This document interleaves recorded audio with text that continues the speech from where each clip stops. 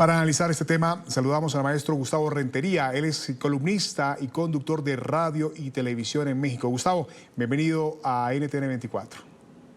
¿Qué tal, mi muy querido Hugo? Es un honor poder entrar en contacto con tu muy amplio público en todo el continente. Un saludo desde la Ciudad de México y buenas tardes a todos. Buen provecho para quien ya esté a punto de comer sagrados alimentos. Muy bien, Gustavo. Mire, esta ley de amnistía genera muchas polémicas en el país porque se habla de que muchos delincuentes podrían quedar en la calle, así nomás, suelticos.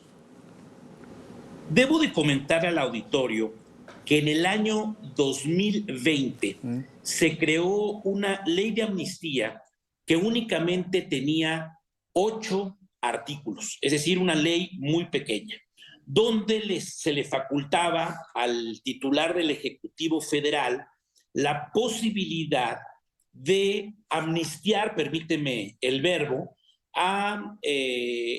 voy a poner un ejemplo, a personas que habrían cometido algunos presuntos delitos que ya en la Suprema Corte de Justicia de la Nación no lo eran. Cito un ejemplo muy común, el tema del aborto.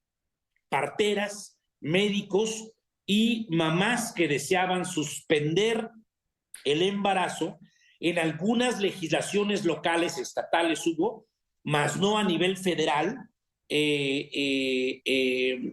a la cárcel. Entonces, el presidente de la República tenía la facultad de amnistiarlos. Ahora bien, se agrega en esta última reforma, que esto acaba de ser hace unas horas, tú estás muy enterado allá en Colombia, esto acaba de ser hace apenas unas horas, la madrugada del martes, donde ahora se le agrega un artículo más a esta ley de amnistía, donde el presidente, el titular del Ejecutivo Federal, va a poder amnistiar a personas que contribuyan a esclarecer casos importantes para el Estado mexicano.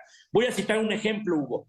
Tenemos aquí en México la discusión de los 43 desaparecidos de Ayotzinapa. Hay gente que está, como tú sabes, tras las rejas, Hugo. Entonces el presidente ahora tendrá la facultad de amnistiar a estas personas, pero a cambio de que le digan a la autoridad qué fue lo que realmente pasó. Porque hoy siguen pasando los días y no sabemos qué fue lo que pasó. Entonces el presidente tendrá la facultad de reducirles sus penas o darles la amnistía total, pero siempre y cuando nos den información para esclarecer los hechos. Hay otros casos, Hugo, como el de el señor Vallarta, que lleva 17 años tras las rejas. No sé si ustedes recuerden el caso de Florence Cassés, esta chica presuntamente secuestradora que inclusive alcanzó un problemón serio entre el señor Calderón, expresidente de México, y Nicolás Sarkozy. Así es de que esta nueva ley, algunos dicen que es electorera. Estamos a unos cuantos días, a 4 semanas de ir a las urnas para escoger presidente de la República, pero he explicado lo que desde el gobierno dicen que esta nueva legislación ayudará a mi muy querido Hugo. Mira, precisamente mencionaste hace un rato el caso de los 43 normalistas de Ayotzinapa, que ya en septiembre de este año cumplen 10 años desaparecidos. Ayer las familias de los estudiantes realizaron una protesta donde le exigen a López Obrador que antes de que finalice su sexenio se den respuestas, que haya justicia en este caso impresionante. ¿Qué decirle a esas familias que llevan ya una década esperando respuestas? Esta es la pregunta de los 54,000 millones de dólares, querido Hugo. Es decir, imagínate el dolor de no darles cristiana sepultura. Ellos saben seguramente que están muertos, pero no les han entregado ni restos, ni los cuerpos, pero además no saben qué fue lo que pasó. Algunos dicen que los agarró la policía estatal, los entregaron al ejército y estos a grupos delincuenciales denominados los rojos, que los incineraron y que las cenizas fueron aventados al río Cocula. Esa es una de las versiones. Pero imagínate la intranquilidad de la esposa, del hijo, de la madre, del padre, del abuelo, que nunca más volvieron a ver estos jóvenes estudiantes de la Normal Rural de Ayotzinapa.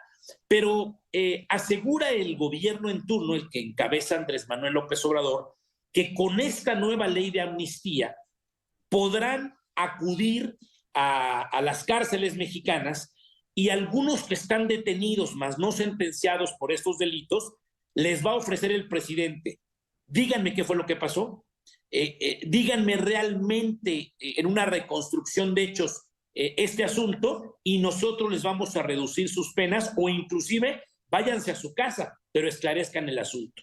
Y hay otro caso, Hugo, muy interesante, que es el caso de el señor Aburto, que hace más de 30 años, se dice, mató a Luis Donaldo Colosio Murrieta. Su hijo era un niñito hace 30 años, hoy es un aspirante al Senado de la República, acaba de solicitar licencia porque era alcalde de Monterrey, la capital de uno de los estados más importantes y prósperos de la República en el norte, Nuevo León, y ya le dijo: presidente, ya no estén lucrando con el tema de mi papá.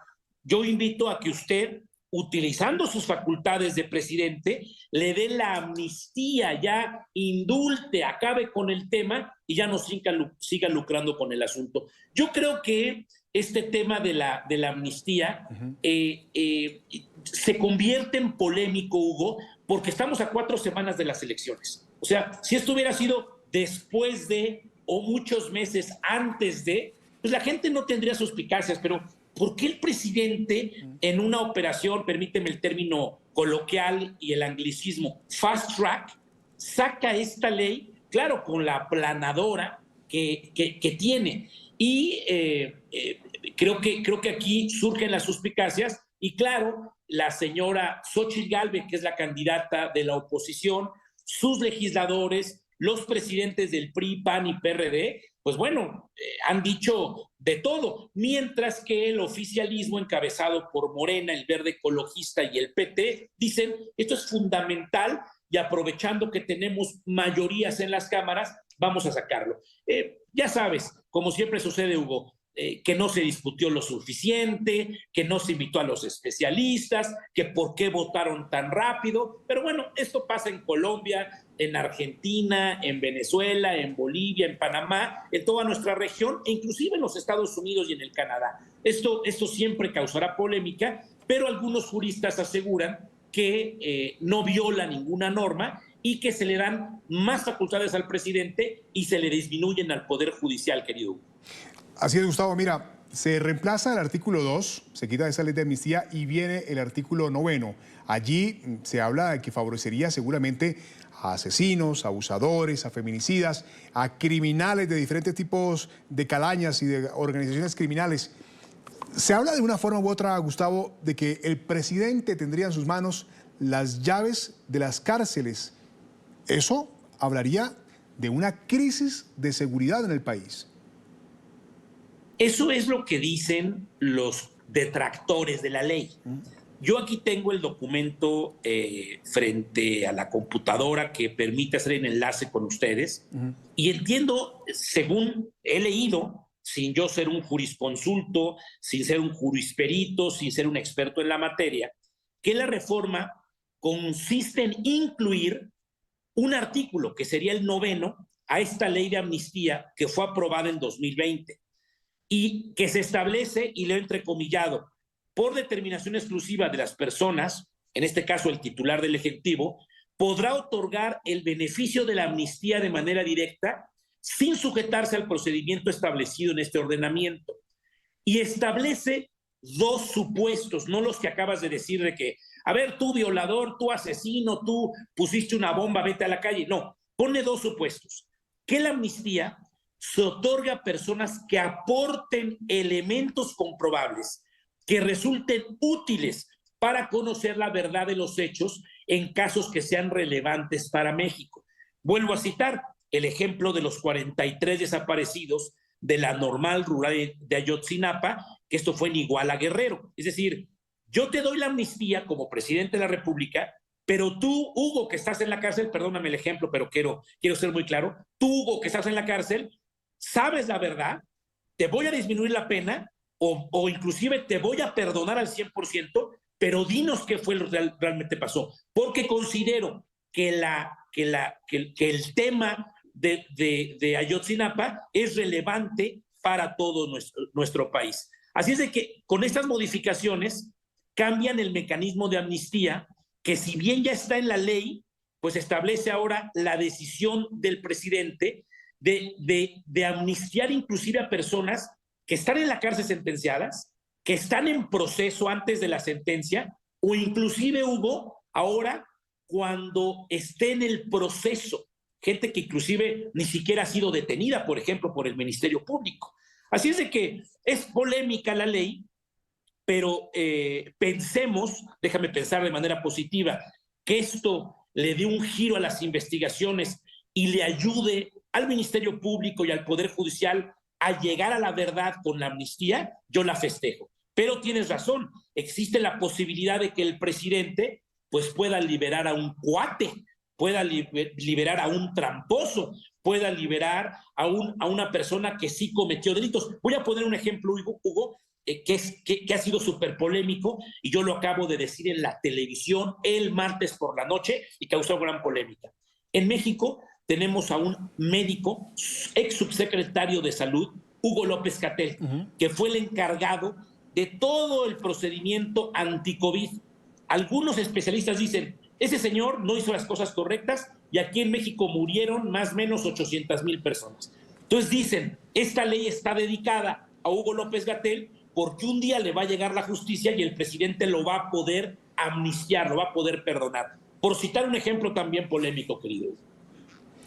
Bueno, Gustavo, muchas gracias por habernos acompañado en la tarde de hoy a hablar de este tema que sigue siendo polémico en México, esta ley de amnistía que ha llamado la atención.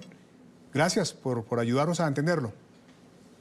Es un honor para mí, querido Hugo, poder discutir estos temas que se están planteando en México y que se convierte también en parte del derecho comparado en toda nuestra región. Es decir, esto de la ley de amnistía de México, que hoy es polémica, seguramente llegará a los escritorios y a los congresos de toda nuestra querida América. Hugo, querido, te mando un fuerte abrazo y gusto en saludarte.